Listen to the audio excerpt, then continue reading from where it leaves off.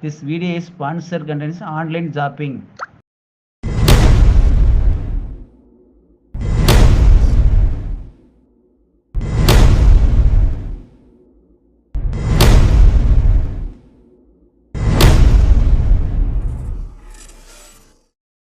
என்ன காயணும், காய்ஞ்ச பிறகு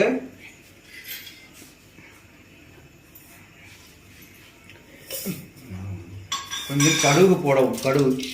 கடுகு போட்டேன். கடுகு போட்டு அடுத்து வெங்காயத்தை கொட்டவும்.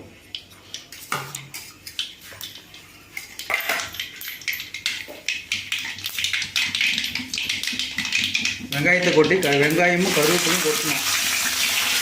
இந்த ரெண்டையும் கொட்டணும். ரெண்டையும் கொட்டியாச்சா, ரெண்டும் ஒரு வதக்குறோம்.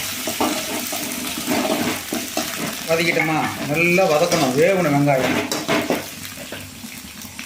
இப்போ இதில் 2 பட்டை கிள்ளி போடுறோம். பாருங்கள்,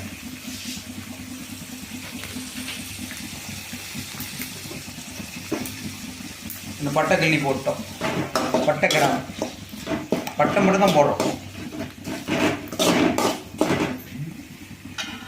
அடுத்து தக்காளி பழம் இருக்குல்ல, 2 தக்காளி பழம், ஒரு 3 பழம் அரைஞ்சிக்கிறோம். அரைச்சி இப்படி கொட்டுறோம். அது ஒரு வணக்கம். இது என்ன பொரியல்னா, முட்டை எப்படி வறுக்கிறதுன்னு.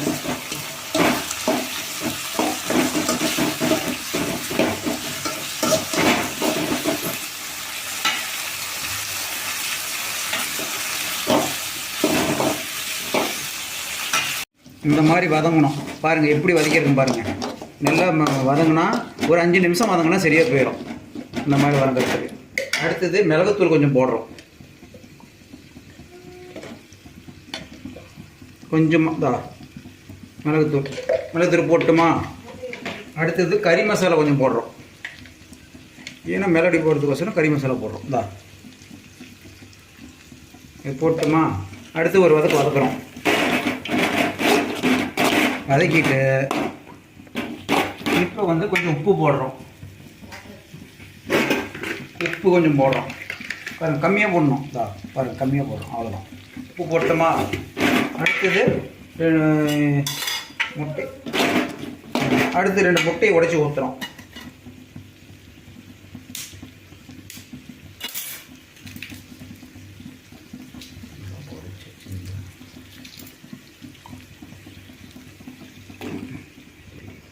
முட்டையை உடைச்சி ஊற்றுறோம். உடச்சி ஊற்றிட்டுமா. அடுத்தது பாருங்கதா,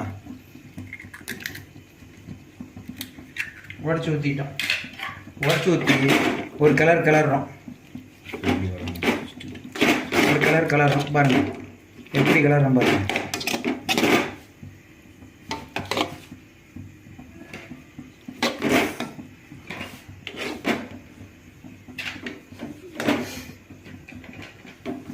ஒரு பேர் காணும்.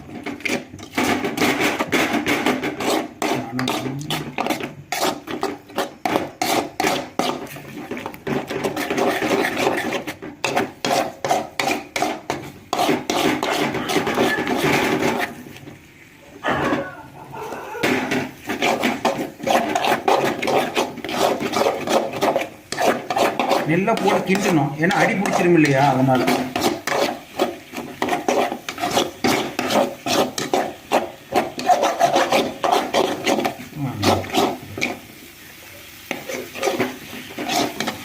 நல்லா கிண்டி விட்டு இதே கொஞ்சம் கொத்தமல்லி தழை கூட போட்டுக்கலாம், நல்லாயிருக்கும். டேஸ்ட்டாக இருக்கிறது கொஞ்சம் கொத்தமல்லி தழை போட்டுக்கலாம். கொத்தமல்லி தழை